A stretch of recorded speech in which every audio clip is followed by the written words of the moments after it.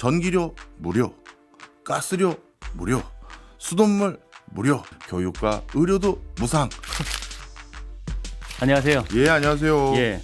오늘은 투르크메니스탄이네요. 예. 어쩌면 좀 생소하기도 그렇죠. 한 그런 나라입니다. 예. 스탄 국가들 하면 뭐 넓은 땅을 가진 그게 스탄이 그런 뜻이라면서요. 예, 맞습니다. 근데 투르크메니스탄은 특히나 예. 뭐 카자흐스탄 이런 나라들보다 더 조금 생소한 느낌이 있는 나라라서 예. 한마디로 투르크메니스탄은 어떤 나라일까? 이거 정리하실 수 있겠어요? 저는 한마디로 투르크메니스탄을 처음 만났을 때 흰색 이게 제일 큰 답이었습니다. 흰색. 예. 제가 한마디 했더니 한 단어로 정리를 예, 해주시네요. 정말 그게 충격이었어요. 네. 흰색 어떤 의미예요? 흰색. 일단 이 투르크메니스탄처럼 교통의 요충 그 기능이 아직 부재한 이런 나라 같은 경우는 수도 인접한 공항으로 들어갈 수밖에 없잖아요. 예. 그런데 이제 수도에 딱 가보면 정말 놀랍게도 수도가 전부 한 가지 색으로 돼 있어요. 흰색. 모든 건물들. 모든 건물을 흰색으로 다 통일시켜 놨고요. 내부도 그래요? 네, 내부도 거의 흰색의 톤이 많아요. 왜냐하면 그게 바깥을만 페인트로 칠한 게 아니라 진짜 천연 대리석으로 흰색을 다 건물을 뒤엎었기 때문에 예. 당연히 이거는 바깥만 칠한 게 아니니까 내부에서도 흰색 톤으로 되어 있는 게 많고요. 우리나라 이제 요즘 내부 인테리어 같은 거 보면 대리석 재질의 그런 판 같은 거 붙여가지고 이렇게 장식하는 것도 예. 많잖아요. 그러니까 거기도 마찬가지로 진짜 대리석으로 이렇게 벽면을 장식을 한다는 거예요? 맞습니다. 그래서 흰색으로 되어 있고 제가 알기로 몇 해 전부터는 그냥 수도에 있는 자동차들 돌아다니는 자동차도 이제 흰색으로 해서 이제 수도에는 흰색 자동차 아니고 못 돌아다닙니다. 그럼 왜 그렇게 흰색을 좋아하는 겁니까? 이게 이제 투르크메니스탄이 어떤 나라인지 하나로 정의해달라고 하신 것과 딱 맥을 같이 하는데 네. 대통령이 좋아하는 색깔이에요. 아하. 그럼 이제 감 오시죠? 엄청나게 힘센 사람 누군가가 있구나. 엄청나게 힘센 사람. 네. 그러면 강력한 중앙 집권적 국가다 이렇게 생각을 해볼 수 있을 것 같은데 맞아요? 예, 맞습니다. 사실 1991년 그 소비에트 연방이 패망하고 난 뒤에 네. 위성 국가 중에 하나였던 투르크메니스탄도 당연히 분리 독립을 했을 텐데 그럼 그때부터 지금까지 따졌을 때 근 뭐 30년 넘게가 지났는데 네. 그럼 그렇게 했었을 때 대통령도 여러 명 나오고 그래야 되는데 예. 실질적으로 여기 대통령은 다 종신 집권이에요. 예. 그럼 법에도 이렇게 기간이 정해져 있지 않아요? 법을 바꾼 거죠. 예. 어떻게 보면 소비에트 연방 시절에 위성 국가의 서기장이었던 네. 이 투르크메니스탄 지역의 서기장이었던 사람이 자연스럽게 일대 대통령이 됐고요. 그다음에 그분이 갑작스럽게 심장마비로 별세를 하는 바람에 네. 지금 2대 대통령이 왔는데 네. 이분도 거의 뭐 종신 집권이 뭐 당연시 보인다. 이유가 왜 그러냐면 네. 일단 좀 웃기긴 합니다만 우리가 보기엔 웃긴 거죠. 그 나라에서는 국민들이 뭐 수용하고 있으니까요. 일단 대통령은 그 나라에 유일하게 정당이 하나 있는데 그 정당의 대통령이자 유일한 정당의 당수이고 일단 정당이 하나고 네. 거기에 당수고. 예. 네. 그다음에 대통령이 국무총리를 겸하고 있고요. 예. 네. 그다음에 이 나라에선 헌법을 개정할 권한을 예. 할크 마슬라 흐티라는 그 곳에서 가지고 있는데 우리나라 말로 번역하면 인민평의회 정도 되는데 이 인민평의회의 대의원을 구성할 수 있는 권한을 또 역시 대통령이 가지고 있는데 근데 그 인민평의회에서 99년도에 어떻게 했냐면 그냥 대통령의 임기를 무제한으로 하는 게 어떻겠습니까? 하고 대통령이 제안을 했더니 여기에서 만장일치로 그렇게 하시죠라고 정했습니다. 정말 강력한 중앙 집권적 국가다. 그렇죠. 이렇게 볼 수 있는 거죠. 네, 그런데 국민들은 뭐 반발하거나 이런 건 없어요? 그게 참 놀라워요. 네. 국민들의 반발이 없습니다. 그럼 왜 그런 걸까요? 사실 우리가 저도 우리 오승훈 변호사님께 한번 오늘은 여쭤보고 싶으면 네. 다양한 의견이 있고 네. 민주주의를 해야 될 이유 뭐 때문이라고 생각하세요? 국가가 민주적으로 의사결정을 해야 된다. 그것에 대해서 우린 당연시 여기는 건데. 당연히 여기죠. 그렇죠. 그런데 네. 그걸 왜 굳이 민주적으로 해야 되느냐를 궁극적으로 질문을 던져보면 왜 그럴까요? 이건 제 의견입니다만 네. 모든 사람이 다 다른 생각을 가지고 있잖아요. 예. 근데 인간이라는 것은 어쨌든 자기에게 유리한 쪽으로 환경이 조성되는 걸 원하기 마련이고 네. 그러면 모두가 자기의 이익을 위해서 주장을 할 텐데 그런 것들을 조율을 하려면 방법이 있어야 될 거 아니에요. 네. 예. 근데 모두가 동의하는 그런 방법은 없을 것 같고 그러니까 민주적인 절차를 거쳐서 다들 합의하는 방법으로 의사결정을 진행해 나가야 다수가 원하는 적어도 모두는 아니더라도 최대 다수가 원하는 방향으로 의사결정이 진행되고 국가를 운영할 수 있는 그런 방법이 마련되지 않을까? 그런 생각일 것 같아요. 사실 저도 뭐 민주주의가 왜 필요하냐 이런 철학적이고 정치적인 것은 저도 그쪽 분야 전공이 아니니까 모르겠지만 저도 오승훈 아나운서 의견과 완전히 똑같아요. 저도 이게 법을 뭐 공부해서가 아니고 그냥 네. 보편적인 상식에서 말씀을 드린 혹시 것 뭐 같아요. 헌법에 뭐라고 뭐 되어 있는지 그런 걸 말씀 주실 줄 알았더니 그건 아니군요. 그건 네. 없어요, 네. 사실은. 자, 그러면 저도 사실 똑같은 의견이에요. 무슨 소리냐면 어떤 국가를 민주적으로 결정하고 운영해야 될 이유는 일단 기본적으로 방금 말씀 주신 거를 좀 쉽게 풀면 세금이 있기 때문이에요. 내가 얼마의 세금을 내야 되는지 왜 당신들이 알아서 정해서 난 무조건 수용해야 되느냐. 이런 거 민주적으로 정하자.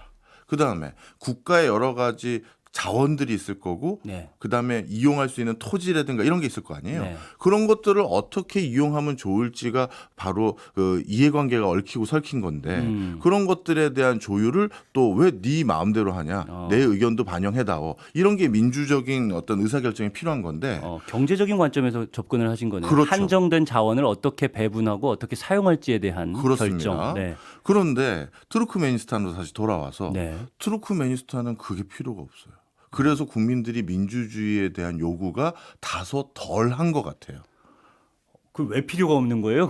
설명 좀 드릴게요. 세금을 얼마 낼지 그리고 나한테 얼만큼의 이익이 돌아오는지 이런 것들을 고민을 할 이유가 없다. 없어요. 이게 궁금한데요. 그러니까 쉽게 얘기해서 전부 공짜기 때문입니다. 설명을 드리면 네. 일단 투르크메니스탄은 예전 소비에트 연방 시절부터 가지고 있었던 제도가 일부 준용되는 면이 있지 않겠습니까? 네. 그런데 사회주의 국가들 같은 경우 어떻게 보면 국가를 기반으로 의사결정의 대부분이 이루어지고 있었잖아요. 예. 그러다 보니까 국가가 상당 부분 의사결정을 주도적으로 하는 거에 대해서 수용성이 일단 높았던 게 하나 있었고요. 그다음 두 번째, 그때 소비에트 연방 시절부터 이쪽 지역은 57세 이상의 여성하고 62세 이상의 남성에게는 네. 그냥 무조건 연금을 보편적으로 지급해서 노후는 걱정하지 마십시오가 있었어요. 예. 그런데 나중에는 이쪽이 예. 자원 부국이잖아요. 그러니까 이 초대 대통령, 두 번째 대통령이 자신의 권자를 계속해서 유지하기 위해서 잡음이 일어나는 걸 방지하기 위해 어떻게 했느냐. 이제 점점 공짜가 늘어나는데요. 2012년부터는 전기료 무료, 가스료 무료, 수돗물 무료. 그다음에 차 가지고 다니시네요. 기름값 쿠폰 드리겠습니다인데 한 달에 우리 대부분 뭐 기름 넣는 양보다 아주 넉넉하게 쿠폰을 줍니다. 그래서 기름도 무료. 그리고 생각해 보니까 교육과 의료도 국가에서 챙겨야 되지 않을까요? 교육과 의료도 무상. 자, 그러다 보니까 예. 식료품도 저가로 국가에서 나눠주고 가고요. 그다음에 집도 사실 무상으로 제공하던 그 방식이 소비에트 연방 시절부터 계속 있고. 네. 그러니 이쪽 국민들은 이런 인식이 아주 팽배해요. 제가 직접 국민들에게도 물어본 적도 있지만 예. 세금 없는데 대표를 왜 뽑아야 되죠? 저한테 아무것도 국가가 요구하는 게 없는데요? 이건 거예요. 누군가를 뽑아야 되고 어떤 사람이 좋은 사람인지 판단할 이유가 없는 그렇죠. 거겠네요. 예를 들어서 내 이권을 지켜주고 우리 동네 이권을 좀 더 보호해주고 우리 동네를 더 부가가치를 늘려주고 이걸 결정할 이유가 없는데 저 대통령이 뭐 10년을 더하던 20년을 더하던 내 삶의 변화가 없어요. 라는 인식이 꽤 있어요. 그렇군요. 근데 투르크메니스탄이 공식적으로 사회주의 국가는 아니죠. 아닙니다. 법으로는 어떻게 돼 있냐면 다당제를 내가 추진할 거고 민주적인 의사결정을 더 도입할 거라고 이번 두 번째 대통령이 명시를 했는데 실질적으로는 그게 이루어지지 않는 게요. 이미 입법부, 사법부까지 전부 장악을 했고요. 그다음에 중앙은행까지도 전부 대통령의 권한 안에 들어가 버렸어요. 아까 말씀해 주셨잖아요. 정당이 하나인데 네. 예, 헌법이 정한 권한, 의회 구성 권한을 대통령이 가지고 있다라고 네. 하니까 네. 이거 뭐 진짜 일당 독재 국가나 그렇죠. 마찬가지인 셈이긴 한데. 근데 보통 그렇잖아요. 이런 수도, 가스, 전기, 식량 뭐 이런 것들 다 무료라고 하면 우리나라에서 뭐 그런 정책을 펴는 정치인이 나온다고 하면 포퓰리즘이다라고 처음부터 비난을 할 것 같고 네. 그 근거는 그럼 그 돈은 어디서 나오느냐 뭐 이런 질문들이 나올 것 같은데 네. 어쩌면 이게 복지 자금이라고 해야 될까요? 이런 막대한 복지 자금의 출처는 어딜까? 어디에서 이 돈이 나올까 하는 것도 궁금해요. 네. 출처는 철저히 천연가스입니다. 자원 파는 거예요. 네. 아, 여기 투르크메니스탄이 전 세계에 있는 천연가스 매장량의 10% 이상이 여기 있어요. 그런데 땅도 워낙 넓다 보니까 예. 이 땅 아래 뭔가가 더 있을 거라고 다들 추정하는데 이미 지금 확인된 것만으로도 충분히 먹고 살 수 있는 상황인데 국민들에게 무상복지로 이렇게 전부를 줄 수 있는 상황인데 더 시추해보고 개발해보고 있는지 확인 안 하고 있거든요. 그런데 많은 다국적 기업들은 여기 더 많이 있는 걸 이미 알고 있고요. 뭐 이번에 우리나라 정부도 이쪽에 있을 것으로 추정되고 이미 확인이 일부 된 금, 그다음에 우라늄 이런 희소금속유에 대해서는 우리랑 좀 개발을 좀 했으면 좋겠다라는 생각을 가지고 간 건데 이쪽 지역에서는 뭐 지금 사실 급한 거는 없죠. 왜냐하면 천연가스만 가지고도 이렇게 어마어마한 부를 누릴 수 있는 상황이 돼버렸으니까요. 천연가스 그럼 고갈라면은 이제 금 팔아야지. 그렇죠. 우라늄 팔아야지. 뭐 이렇게 할 수 있는 맞습니다. 자원이 많이 있다. 그래서 이 자원 하나 가지고 대통령이 어떻게 보면 선심을 너무 많이 쓸 수 있기 때문에 예. 대통령의 그 뭐라 그럴까요? 권좌 그다음에 권위가 점점 높아만 가고 있는 대표적인 나라고요. 심지어 대통령들이 나름대로 쇼맨십도 좋아요. 그래서 또 대표적으로 네. 니아조프 초대 대통령을 비롯해서 지금 대통령 이 두 분 모두 다 어떤 걸 간간히 하냐면 예. TV 방송에 나와서 천연가스 파는 그 장관이라든가 그 천연가스 파는 장관 말고 그걸로 번 돈으로 복지하는 장관을 같이 TV 이 뭐죠 그 토론회 불러요 대통령이. 네. 그 다음에 대통령이 막 면박을 줘요. 당신 우리 그 국부인 천연가스를 이 금액밖에 못 받는 거요? 하면서 막 화를 내고 성질을 내고 TV 그다음에 토론에서. TV 토론에서 일부러 막 그러는 거예요. 그다음에 왜냐하면 자기가 자를 수 있는 권한들이 뭐 무한의 권한이 있으니까요. 네.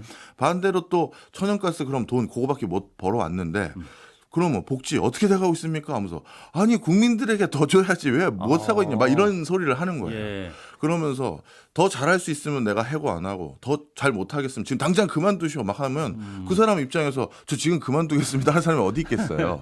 아 제가 더 열심히 신경 쓰겠습니다 하니까 그럼 국민 여러분 이분에게 한 번 더 우리 기회를 줘볼까요? 하면서 토론을 그렇게 끝내요. 예. 그러니까 계산된 쇼 같은 그렇죠. 느낌인데요. 그런 것만 봐도 이 나라의 모든 돈줄과 대통령의 힘의 원천은 천연가스구나. 이걸 아주 쉽게 알 수가 있는 거죠. 근데 우리가 이제 흔히 석유로 부강한 국가들, 부유한 국가들, 중동 국가들 이렇게 보면 자원이 굉장히 많더라도 그게 국민들 모두가 부유하게 살고 뭐 이런 거는 굳이 꼭 그렇지는 않다. 이런 생각도 들기도 하거든요. 그래서 가난한 나라도 조금씩은 있는 것 같고 자원이 많더라도 네. 투르크메니스탄은 어떤 편이에요? 네, 사실 투르크메니스탄도 자원 의존형 국가이기 때문에 여타 국가의 전철을 그러니까 자원 많은 국가들이 의외로 가난한 그 전철을 따를 가능성이 많이 있었습니다만 네. 여기는 의외로 그렇지 않게 된 요인이 있습니다. 바로 예전 소비에트 연방의 부속 국가 시절로 오랫동안 보냈다는 게 이제 가장 큰 이유인데요. 네. 설명을 좀 드리면 예전에는 소련이 여기 그 투르크메니스탄에 있는 천연가스를 거의 전량 캐다가 본인들 쓰고 싶은데 쓰고 위성 국가니까 나름대로 배당과 할당을 주는 형태로 운영이 되어 왔겠죠. 예. 그러다 보니까 어떤 상황이 됐냐면 투르크메니스탄에 있는 위정자들은 다국적 기업들에게 뒷돈 받아서 뭐 채굴할 수 있는 권한을 넘긴다든가 그리고 이익의 몇 퍼센트만 우리가 갖고 나머지는 다 네가 가져도 되는데 스위스 계좌에 내 계좌에 얼마를 입금해달라 이런 불협화음이 원래 없을 수 있었던 거죠. 그러니까 가스를 캐는 인프라도 다 갖춰져 있고 가스가 어디 있는 것도 다 아는데 네. 이걸 전량 예전 구소련이 다 가져갔으니 본인은 이렇게 외국과 이렇게 물밑에서 뭐 부패한 협력을 한다든가 협상을 한다든가 이런 게 아예 없었잖아요. 예.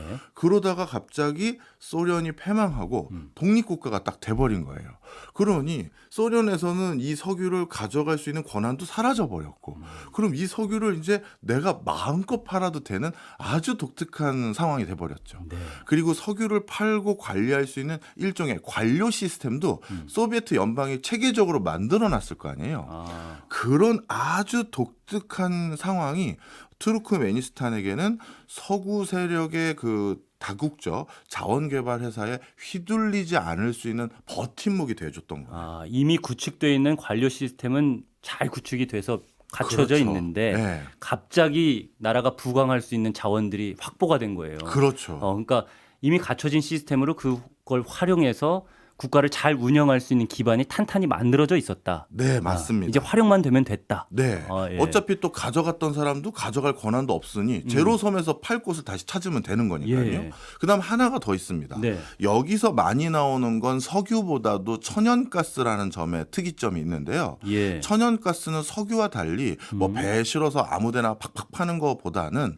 통상적으로 파이프라인으로 예. 천연가스를 공급하잖아요. 그렇죠. 그러다 보니까 천연가스를 생산하는 국가들 같은 경우 지정학적인 어떤 위상 또는 지정학적인 가치가 그 천연가스 시세나 천연가스 판매 루트에 굉장히 절대적인 어떤 뭐랄까요 요인으로 작용해요. 그래서 그 예전에 크림반도 네. 거기가 그렇게 그렇죠. 예. 맞습니다. 그런데 최근 국제 정세 상황에서 어떤 일이 생겼냐면요. 예. 일단 전부터 얘기를 하면 그 중국도 천연가스 소비량이 어마어마하거든요. 근데 중국이 천연가스를 바로 위에 있는 러시아가 자꾸 꼬시는 거예요. 야, 우리가 파이프라인 뚫어줄 테니까 싸게 갖다 써. 그런데 중국 입장에선 네. 국경을 광활하게 접하고 있는 러시아하고 천연가스 파이프라인까지 뚫어서 거기서 그걸 갖다 쓰기 시작하면 나중에 외교적으로 그리고 러시아와 중국의 여러 가지 협상을 해야 되는 요소들이 많은데 협상력 부분에서 교섭력이 떨어질 것으로 보여지는 거예요. 에너지 안보를 걱정하는 그렇죠. 거죠. 네. 예를 들어서 러시아와 중국이 뭔가 의기투합이 안 되고 갈등의 골이 있었을 때 러시아가 유럽에 했던 것처럼 네. 니네 자꾸 이러면 다 밸브 잠근다? 이렇게 해버리면 정말 낭망해지잖아요. 네. 그러다 보니까 자연스럽게 중국은 러시아 말고 천연가스를 수급받을 수 있는 나라가 필요했는데 그중에 가장 중요한 국가가 투르크메니스탄이었어요. 그 인접한 스탄 국가들 중에 그렇죠. 투르크메니스탄. 그래서 투르크메니스탄은 엄밀히 말하면 중국과 국경을 접하고 있진 않지만 예. 카자흐스탄이나 아프가니스탄이나 다른 접하고 있는 나라까지 다 중국과 우호적인 국가들이잖아요. 네. 그러다 보니까 투르크메니스탄에서 생산된 석유의 절대적인 양을 그들 국가까지 통해서 중국까지 끌어다 쓰고 있어요. 네. 그러니 중국은 투르크메니스탄이 전략적으로 굉장히 중요한 곳이다 보니 그쪽 석유 오랫동안 저희가 나름대로 그 대가도 적정하게 지급하며 쓸 테니 우리 석유 계속 공급해 주십시오. 이게 하나 생긴 거고요. 그다음에 밑으로 내려오면 이란을 통해서 인도까지도 또 천연가스 공급하고 있거든요. 인도도 똑같아요. 여기도 또 천연가스 많이 쓰는 제조 강국인데 네. 우리도 좀 갖다 쓰겠습니다. 바로 지정학적인 위치 덕분에 제값받고 편하게 비즈니스할 수 있는 상황이 된 거죠. 사실 내륙 국가잖아요. 네. 예. 엄청난 땅이 넓은 네. 내륙 국가인데 아까 말씀하신 뭐 금이라든지 우라늄이라든지 이런 희석 금속도 많다고 하셨는데 네. 천연가스도 마찬가지로 그 그렇죠. 내륙 안에 있을 거 아니에요. 예.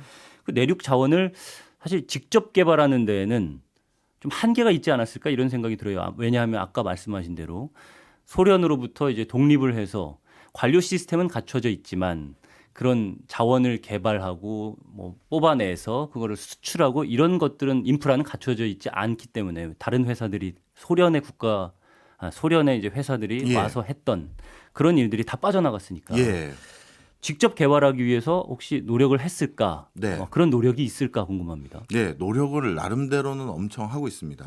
엄밀히 말하면 처음에 소련 시절에 개발되어 있던 카스피해 연안 지역의 천연가스 같은 경우는 지금 정확히 지적해 주셨어요. 소련이 이쪽에서 가스를 캐낼 생각만 했지 자체적으로 정제하고 시추하고 개발할 수 있는 산업 기반을 투르크메니스탄 지역에 거기에 토착화하는 데는 당연히 관심이 적었겠죠. 가져갈 그러다- 생각만 생각만 하고. 그렇죠. 그러다 보니까 실제 소련이 가고 나서 이거를 계속 유지보수하면서 캐려고 했더니 그런 역량은 부재하고 그래서 카스피해 연안에 원래 있었던 유전들 천연가스 매장 장소 같은 곳은 어떻게 했느냐 어쩔 수 없이 유럽이라든가 다국적 그 자원개발 회사에 의존을 할 수밖에 없었어요. 예. 그리고 그 당시 의존하는 과정에서 일부 본인들이 뭐랄까요 우호적인 환경으로 계약을 못했던 건 분명히 있습니다. 그런데 내륙 지방에도 매장이 많이 있다라는 걸 본인들도 어느 정도는 알고 있었는데 그걸 중국과 인도와 심지어 러시아도 다시 와서 본인들이 갑자기 어느 날 찾아오더니 혹시 내륙에도 그 개발하실 생각 없으세요 하고 자꾸 찾아오는 거예요. 그래서 아니 내륙에 그게 또 있습니까? 예, 많아요 하고 찾아온 거죠. 그런데 가만히 투르크메니스탄 정부 관료들이 살펴봤더니 예. 이들이 관료주의는 잘 되어 있으니까요. 관료 체계는 네. 주의라기 하기보다는 체계라고 해야죠. 예. 그래서 이 관료 체계가 잘 잡혀 있다 보니까 계산을 해봤더니 중국 입장도 아까 설명드린 것처럼 러시아 말고 천연가스를 공급받을 안정적인 수급처가 필요했고 예. 인도도 가장 값싼 천연가스를 수급할 수 있는 데가 자기들이라는 걸 알고 이렇게 찾아오고 그러다 보니 이거는 우리가 오히려 교섭력에 우위가 있겠구나라는 사실을 확인을 하고요. 네. 그래서 그렇다면 우리가 예전처럼 비교 열의에서 계약을 체결하는 것이 아니라 상당히 많은 부분 우위를 점하면서 천연가스 개발과 함께 파이프라인을 구축하는 그 사업을 할 수 있겠다고 판단을 실질적으로 합니다. 네. 그리고 실제 러시아마저도 내륙 가스를 개발하는 사업에 본인들이 참여를 했거든요. 왜냐하면 러시아는 유럽까지 가스 수출하는데 네. 이쪽 지역이 가스 보고라는 걸 알잖아요. 그러니까 파이프라인 뚫어서 자기들 쓸 것도 일부 쓰지만 유럽에 보낼 수 있는 것도 자기가 하고 싶었던 거죠. 예. 그래서 이걸 다 이렇게 구축했는데 실제 그러면 투르크메니스탄이 교섭력을 계속 가지고 있는지를 확인할 수 있는 여지가 있어야 될 거 아니에요. 예. 실제 확인할 수 있는 여지가 있는 게요. 껐떡하면 가스 밸브 잠가버려요. 투르크메니스탄이. 내륙에 있는 거는 이런 식으로 우리한테 단가를 요걸로만 요구하신다고요? 그러면 저는 그냥 밸브 잠글래요. 그냥 잠가버려요. 그러다 보니까 이 계속해서 교섭력의 우위를 점하는 일을 계속 하고 있다라는 걸 우리가 이런 부분에서 가스 수출을 종료했다가 그리고 다시 그쪽에서 왜 이러세요? 뭐 이거라도 더 그러면 가격 더 쳐드릴게요 하면 다시 재개하고 그러다가 또 종료해버리고 이런 것들을 봤을 때 여기는 확실히 갑의 위치에서 장사하는구나 확인을 할 수가 있죠. 그렇군요. 파이프라인을 뚫은 데가 그러면 유럽, 중국, 인도 이 정도 말씀해 주셨는데 정확히 말하면 러시아랑 예. 그다음에 중국과 인도, 이란을 거친 인도 이 세 가지가 가장 큰 파이프라인이고요. 네. 최근 투르크메니스탄이 더욱더 목에 힘을 주고 있는 이유가 바로 이제 유럽에 직접 파이프라인을 구축할 가능성이 높아졌기 때문이에요.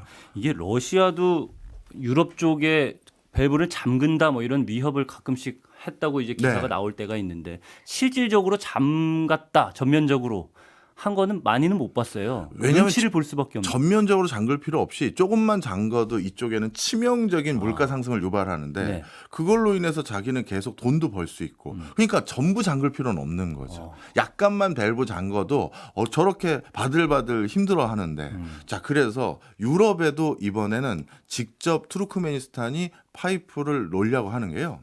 이제 러시아 우크라이나 전쟁이 생겼잖아요. 네네. 예전에 유럽의 상당 부분의 국가들이 러시아로부터 직접 천연가스를 공급받거나 그렇죠. 우크라이나를 경유하는 지역도 몇 군데가 있었는데 네. 이제 그 루트가 장독이 안 되잖아요. 네. 그리고 그쪽 지역의 지정학적인 불안전성이 높아졌고요. 그럼 다른 우회로를 확보해야 되잖아요. 유럽의 입장에서. 그렇죠. 네. 그런데 우회로가 어디냐? 카스피해를 접하면서 그 튀르키예를 통해서 바로 유럽으로 천연가스를 공급할 수 있는 대표적인 국가가 투르크메니스탄이거든요. 그러니까 투르크메니스탄은 동쪽으로는 이란, 인도, 그다음에 중국, 그다음에 러시아까지 가고 그다음에 이제 서쪽으로는 유럽에게 직접 그 천연가스를 공급할 여지까지 있어서 이 나라는 뭐 앞으로는 뭐 더더욱 떵떵거리면서 살 가능성이 있어 보이죠. 그럼 천연가스를 이용해서 어쨌든 나라의 교섭력이라든지 네, 그런 영향력을 좀 키워가고 있는 네, 그런 모양새네요. 네. 그러면 투르크메니스탄이 가장 주요하게 생각하는 산업은 뭐예요? 마찬가지로 이게 천연가스 사업인가요? 천연가스는 이제 돈을 버는 대표적인 수단이고요. 네. 본인들이 이걸 통해서 마지막으로 걱정한 취약한 부분 두 가지를 해결하고 싶어 하는데 네. 그중에 가장 대표적인 게 먹거리입니다. 음. 여기는 국토의 거의 한 80%가 이런 표현이 맞는지 모르겠습니다만 정말 생사막. 그냥 사막 그러면 가끔 자풀도 있고 수목도 관목도 네. 조그만 거 있잖아요. 네. 근데 그런 거 아무것도 없이 네. 완전 모래만 있는 아. 생사막. 정감 있는데요. 네. 생맥주 뭐 이런 느낌도 나고. 그래가지고 먹거리에 대한 의존도가 굉장히 높아요. 그렇군요. 그러다 보니까 어떻게 보면 천연가스로 먹거리 그거 팔아서 먹거리 사온다 이렇게 얘기할 수 있어서 이런 척박한 환경 속에서 식량 안보를 하기 위한 대안으로 당연히 스마트팜이라는 거에 대해서 관심이 많을 텐데요. 예. 이 스마트팜은 ICT 기술을 통해서 척박한 환경을 일부 통제해서 재배 환경을 인위적으로 부여해가지고 원하는 작물을 재배하는 기술 아니겠습니까? 그런데 ICT 기술은 우리 한국이 또 발달되고 하다 보니까 이 스마트팜 분야에 대해서도 관심이 좀 많아요. 한국과 뭐 할 수 있는 게 있을까 해서요. 그러면 우리나라랑 실질적으로 스마트팜 관련해서 협력을 하고 있거나 진행하고 있는 것들이 있어요? 처음에는 그 아주 상업적인 비즈니스를 한 건 아니고 ODA 사업이라고 하죠. 원조 관련한 사업. ODA? 예. 네. 뭐 무상 원조, 유상 원조 할 거 없이 네. ODA 관점에서 우리가 이런 기술이 있는데 한번 써보세요라는 약간 선의가 좀 포함되어 있는 거죠. 이런 걸로 일단 우리나라가 가지고 있는 스마트팜 기술에 대해서 전달을 해본 적이 있고요. 네. 이쪽에서는 거기에 대해서 관심이 많은데 아직까지 상업적인 것까지 비즈니스가 일어나지는 않았고요. 우리나라 기업들 중에서 현지에서 지금 비즈니스를 왕성하게 하고 있는 곳은 대표적인 회사는 LG전자. 여기도 가전제품도 사고 해야 되니까요. 예. 뭐 그 정도가 일단 있는 상황이고. 그곳에 공장을 세우기도 했나요? LG? 공장까지는 제가 확인을 못했네요. 네. 아마 공장은 없는 것 같습니다. 네. 직접 진출해서 아마 판매하고 있는 것 같고요. 네. 투르크메니스탄이 그러면 요즘에 가장 공을 들이고 있는 산업 분야는 그러면은 역시 자원입니다. 네. 자원. 추가적인 자원이죠. 추가적인. 예, 이제 천연가스 말고 네. 전 세계에서 요즘 정말 가격이 계속해서 오르고 있는 자원들이 몇 개 있지 않습니까? 그 중에 하나가 금이고요. 네. 그 중에 또 하나가 희소금속류에 해당되는 것과 새로운 에너지원에 해당되는 원자력, 거기에 주요 원천이 우라늄 등 이런 것들이 여기 매장되어 있는 게 이미 확인이 됐어요. 그래서 이번에 우리 정부가 아마 개발과 관련해서 이슈로 삼고 있는 것도 이런 쪽의 분야에 주로 이슈로 삼고 있는 걸로 알고 있는데 그쪽에 들어가서 우리가 개발을 해주겠다. 그렇죠. 그리고 일부는 우리가 좀 쓰겠다. 어. 그리고 일부는 뭐 개발된 걸 이익을 나누자. 뭐 이런 형태로 이제 들어간 거죠. 그런 계획을 세우고 있다는 말씀이시죠? 그렇죠. 네. 아직까지는 여기에 중국이 너무 절대적으로 지금 자원을 어떻게 보면 수급받으려고 하는데 네. 이것도 설명드릴게요. 중요한 얘기 해주셨네요. 이쪽에 지금 내륙 지방을 비롯해서 천연가스 개발이라든가 기타 자원에 대한 개발도 네. 중국이 거의 절대적인 비중을 지금 이미 차지하고 있어요. 그리고 투르크메니스탄에 무역하는 교섭국의 1등이 이미 압도적으로 중국이에요. 그러다 보니까 어떤 일이 생겼겠습니까?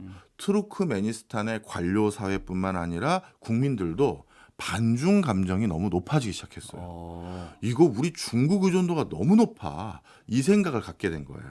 이것도 굉장히 초기 대통령들이 전략적으로 잘 만든 틀 때문에 생겼다 해도 과언이 아닌데 원래 투르크메니스탄의 공용어는 뭐였겠습니까? 러시아어였겠죠. 예. 그런데 위성 국가에서 독립 국가로 바꾸면서 투르크메니스탄어로 그 공용어를 바꿔버렸어요. 이제 우리나라는 다 러시아어 쓰면 안 돼. 이게 공용어야. 이렇게 바꿔버렸고. 그래도 투르크메니스탄어가 계속해서 사용이 되고 있었나 보네요. 그렇죠. 예. 네, 지방의 방언처럼 가지고 있었었죠. 그리고 아직도 러시아계가 이쪽 지역에 한 7% 가까이 살고 있어요. 하지만 이제 투르크어를 다 해야 된다. 이렇게 된 거고. 네. 그리고 교과서 집필을 개정해서 민족적인 성향의 교과서 내용을 잔뜩 집어넣고 물론 그 과정에 대통령의 우상화도 어마어마하게 들어가긴 했죠. 예. 하여튼 그런 걸 통해서 민족주의 의식이 굉장히 고취되어 있는데 그러니 러시아도 우리가 경계해야 되고 중국도 경계해야 되고 서구 열강 국가도 경계해야 된다. 바로 우리 밑에 있는 중동 국가들 봐라. 서구 열강 국가들이 저 자원들 다 수탈해 가지 않느냐. 이 인식이 아주 공고하게 자리매김하고 있어요. 그러면 우리 땅에 묻혀 있는 이 자원들을 우리가 직접 개발해야 된다. 그래서 뭐 천연가스 뭐 시추라고 하나요? 네. 예, 회사라든지 아니면은 그거를 파이프라인을 만드는 네. 그 산업의 회사라든지 이런 것들을 우리가 직접 그런 기업들을 키워야 된다. 이런 이야기들도 많이 있나요? 나름 그런 노력을 엄청 하고 싶어 해요. 그런데 이 자원이 너무 많다 보니까 이제 그런 노력까지 적극적으로 기울이지는 않더라고요. 너무 이제 부자인 거예요. 쉽게 얘기해서. 근데 어쨌든 다른 나라가 이렇게 자기들 자원을 가지고 채굴하고 네. 그거를 수출하고 이런 것들을 다른 나라 기업들이 자꾸 들어와서 산업을 그런 식으로 만들어 나가는 데 있어서 민족주의가 발동해서 거기에 대한 반감도 생기는 거라면 그 국가 우리나라에도 이런 기업들이 만들어져야 된다 이런 목소리도 나올 법한데 나오고 있고요. 나오고 본인 대통령도 있는데 그런 걸 강력하게 희망하는데 실질적으로 추진은 잘 안 그렇죠. 된다. 그런 기술력을 확보한다는 게 쉬운 건 아니니까요. 그래서 음. 이미 중국색이 너무 강해지기 시작한 것에 대해서 네. 내부에 어떤 반발, 반중 정서가 생기기 시작했고 네. 그렇다면 이쪽 부분의 자원 개발에 대해서 중국 말고 다른 나라의 힘을 좀 빌려보자라고 하는 목소리가 점점 높아지고 있어요. 그런 과정에서 우리가 등장한 거죠. 아, 네, 우리도 사실 천연가스 많이 수입해다 갖다 써야 되지 않습니까? 네. 그래서 우리가 좀 해보고 싶습니다. 라고 하면서 찾아간 거고. 타이밍 좋게 치고 들어간 느낌. 그렇죠. 그런 맥락 속에서 네. 투르크메니스탄도 한국과 다양한 형태의 LNG 사업들 이런 것들을 같이 조금 추진해 볼 여지가 점점 많아지고 있는 상황이고요. 예. 특히 대통령은 어찌 보면 계속해서 국민들에게 우리 자원 또 생겼어요. 이 얘기를 또 해줘야 되는 거예요. 자, 이게 또 이제 자기 통치 때문에 관련이 있죠. 예. 투르크메니스탄 대통령은 어떻게 보면 중동 국가가 자기가 봤던 가장 중요한 롤 모델이자 샘플이자 타산지석으로 삼을 국가였어요. 자기도 자원이 엄청 많고 예, 예. 그리고 종교적으로도 이슬람 국가잖아요. 스탄 국가니까. 네. 그런데 똑같이 자원도 많고 이슬람 국가인 저 중동 국가를 봤더니 정치 권력이 있고 종교 권력이 있는 거예요. 네. 그리고 그 둘 간에 불협화음도 많고 알력도 많아요. 그런데 이 투르크메니스탄은 운이 좋게 소비에트 연방 시절에 종교색을 소련이 다 없애버렸죠. 원래 공산국가는 다 종교색을 없애니까요. 예. 그래서 우리 저기 국가를 통치하는데 이슬람 종교 지도자라는 건 우리 투르크메니스탄 지역에는 없네. 그러니까 바로 밑에는 이란처럼 호메인이라는 종교 지도자가 실질적으로 정치적인 부재 상황 때 딱 등장해서 다 잡고 이런 일은 없겠구나. 그러면 관료 체계는 탄탄하게 소련이 만들어놨고 나는 대통령이 됐고 그러면 나머지만 중동 국가를 벤치마킹하자. 중동 국가를 가만히 봤더니 네. 쿠웨이트를 제외하고 모든 국가가 의회가 실질적으로 없거든요. 그 중동 국가의 모습을 가만히 보면 천연가스나 석유와 같은 자원을 외국에 팔아서 예. 그리고 외국에 팔아서 그런 것을 얻을 수 있는 석유 수입의 독점 권한은 국가가 가지고 있고 그 국가가 그 수익권을 바탕으로 국민들에게 극진한 복지, 극진한 보조금을 주면서 네. 국민 누구도 불평불만이 없게 하고 그리고 국민들을 거의 대부분 공무원으로 고용해요. 네. 그러니까 그 중동 국가들 대부분 그 공무원 비중이 전 국민의 50%가 넘는 국가가 많아요. 공무원 우리나라 같은 경우는 공무원에게 주는 임금 같은 것들도 다 세금이라서 네. 걱정할 게 있지만 그 나라는 뭐 세금을 없죠. 거두지 않아도 될 정도로 자원을 맞습니다. 팔아서 있는 돈이 있으니까. 그러다 보니 저들 왕정 국가들은 세금으로부터 국민과 알력을 할 필요가 없는 구조를 만들다 보니 네. 왕정이 계속 유지되는구나. 그럼 나도 왕이 돼야지. 해서 생각을 한 거예요. 그러니까 투르크메니스탄의 국가의 지금 시스템이라는 건 예, 예. 밑에 중동 국가로부터 일부 벤치마킹하고 러시아에서 받아들인 일부 내용이 섞여 있고 이렇게 딱 이해하시면 아주 좋죠.